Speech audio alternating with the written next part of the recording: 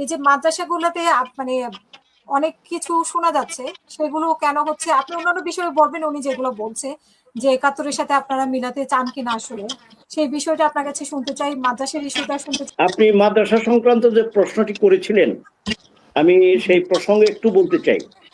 এই মাদ্রাসাগুলোর যেহেতু সময় কম, খুব দ্রুত মোবারক হোসেনকে করেছিলাম। জি জি হ্যাঁ করেছিলেন, কিন্তু উত্তরটা তো পান নাই। এই মাদ্রাসায় এখন কি হচ্ছে? ইসলামের নামে অনিসলামিক কাজ হচ্ছে, সেখানে ছাত্রীদের শ্লীলতাহানি হচ্ছে, সেখানে বলৎকার হচ্ছে। এগুলো নিয়ে কথা বললে তো মাদ্রাসা মানে কি জামাত ইসলাম নাকি, সেটাও তো প্রশ্ন। না, মাদ্রাসা মানে জামাত ইসলাম না, কিন্তু ইসলাম মানেই তো জামাত ইসলাম, আর তো কেউ ইসলামের ভাগে নাই। ইসলাম বলতেই তো বোঝায় জামাত ইসলাম।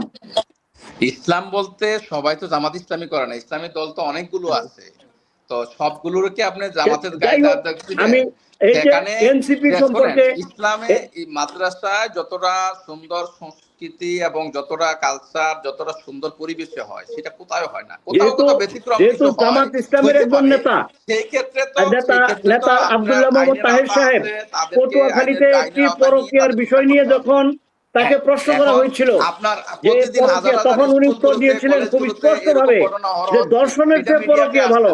সুতরাং তাদের এইগুলোর মধ্যে সমর্থন রয়েছে, অনইসলামিক কার্যক্রমের মধ্যে তাদের সমর্থন রয়েছে।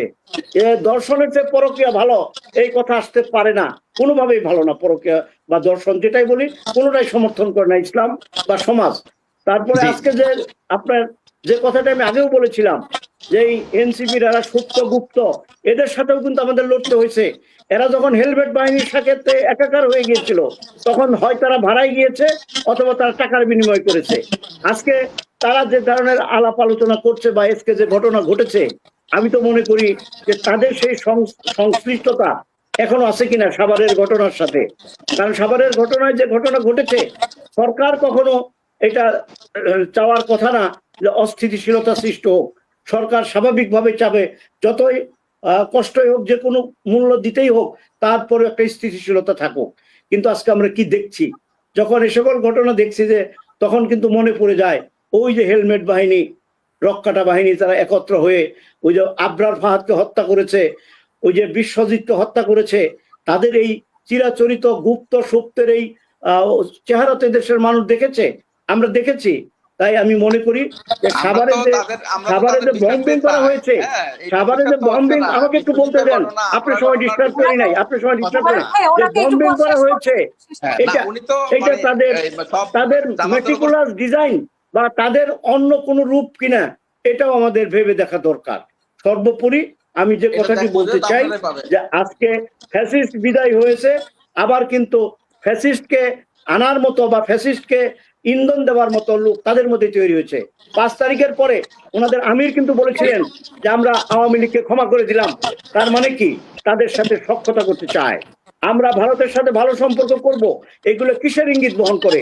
আজকে তারই ধারাবাহিকতায় এই ধরনের বম্বিং কিনা, এটাই সরকারের খতিয়ে দেখা দরকার।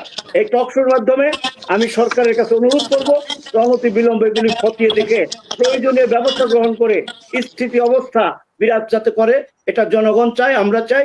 দেশের মঙ্গলের জন্য এটা যে কোনো মূল্যে করতে হবে। যেহেতু সরকারে আছে, সরকার কোনোভাবেই দায় এড়াতে পারবে না, সরকারের ঘাড়েই দায় পড়বে। সুতরাং সরকারের দায়িত্বেই এগুলোকে খুঁজে বের করে আইনের আশ্রয় এনে আইনানুগ ব্যবস্থা গ্রহণ করে তাদেরকে আইনের আশ্রয় আনা উচিত বলে আমি মনে করি। ধন্যবাদ।